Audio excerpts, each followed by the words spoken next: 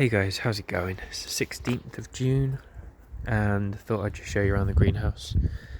Also, the lawn, just got a new lawnmower, so I've been saving up some money from doing gardening for people, and got an electric lawnmower, cordless one, and yeah, it's doing really well. So anyway, show you in the greenhouse. I've figured out a cool way to stop the greenhouse from releasing too much of the heat, because I've got an automatic vent. I could close it completely, but then obviously if it does get incredibly hot, and if I'm not at home, then the plants might overheat and die. So I've got the automatic opener, which is a pressure thing, I assume.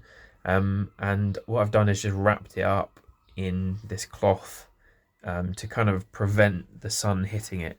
So it gets up to a lot higher temperature in here now before it opens as much, which is really cool. But yeah, so I'll just show you some of the stuff that I've got going on. I still got some backup tomatoes, although the ones at my allotment are doing really well, which I'm really surprised at because they didn't look very healthy at the start.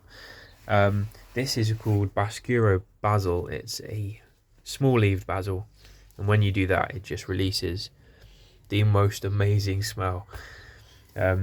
These are going to go in between the tomatoes, I think, at my allotment, but I'm going to hopefully get them growing a lot bigger than that. So yeah, got a few little annual things. It's nice now though, not having to worry so much about slugs and snails in here, because they seem to be leaving this stuff alone, really. These two figs are going to go as part of the early main crop trial, but they're so they're going to go at the allotment. And then yeah, I've got quite good main crop production on a lot of the other figs. Firstly, I'll just show you the non-fig stuff. The peaches, so peregrine peach, you can see they're doing quite well, although they are again very small, despite me thinning out at least 50 to 60%. But no, they're doing all right, and I reckon in a month they'll be ready to go, and they will swell up slightly bigger, and it's still very healthy growth. I pruned this back already, and it's grown back within like 2 weeks. The nectarine is not looking so happy, as you can see. I don't know if it's watering. I am keeping the soil really moist. I think it has got a bit of spider mite, and so has this fig as well, which is probably why the mottling of the leaves is kind of bad. But yeah, it's holding on to one fruit. Hopefully it will ripen that fruit up, and then I think I'll take it outside and I'll kind of repot it, prune it, etc. Hopefully it'll come back next year a bit better. The citrus is doing all right. They're not really doing much at all, but they're kind of hanging in there. But I am feeding with a citrus feed and keeping on top of watering and that, and they're just not really loving it, which is surprising.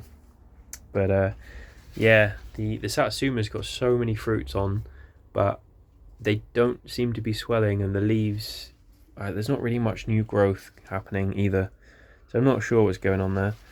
The calamondin's doing a bit better. It's flowering really, really well, producing a lovely scent, and the marsh seedless grapefruit is kind of looking very healthy compared to what it used to be.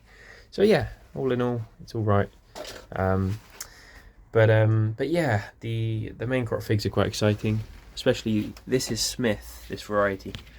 You can see it's got some really nice main crop there. It's got a couple more smaller ones there, as well as a Braber in the bag, and it's putting on really strong growth, so it seems to be like a really good variety to have. Black Madeira is putting out a couple of figs, which is really cool. They'll be very late, I suspect. Fadino del Nord, it seems quite behind. I don't know why, but it is putting out main crops. Misty. It's got a lot of branches, and yeah, I don't know. I'm not too sure why it's so far behind, because it's not meant to be a particularly late variety, but there we go. The Ramada has got the beginnings of main crop, but they will be very late because they were last year. And really exciting is this is Coldodon gigantina, and it's got a lot of main crop figs, so I'm excited because I really want to taste this variety. I might have tasted it a couple of years ago, I can't remember, maybe one, but I'm not too sure. But yeah, so lots of stuff going on. I've got a few figs here that I'm trying to rejuvenate. This is Hardy Chicago, and this is LSU Tiger, which was planted somewhere locally, and I had to dig it back up because it's just getting hammered by the snails.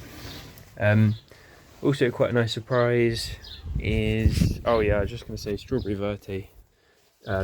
It is very reluctant to produce figs, it just wants to branch. I've had to just keep pinching the branches out every day, pretty much. This is supposedly Italian 258. This isn't the one from Peter. His one's there, which you can see I've labelled up. So I know that that's the true Italian 258. But anyway, I got this in a batch of cuttings like when I first started growing figs, and it is producing some little main crops. So I'm quite excited to just see what's going to happen to them.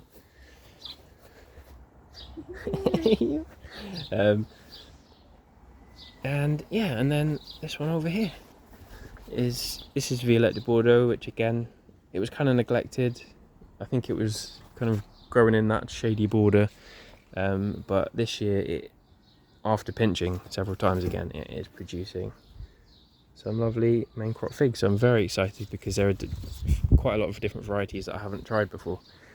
They will be very late, but yeah, it's quite exciting.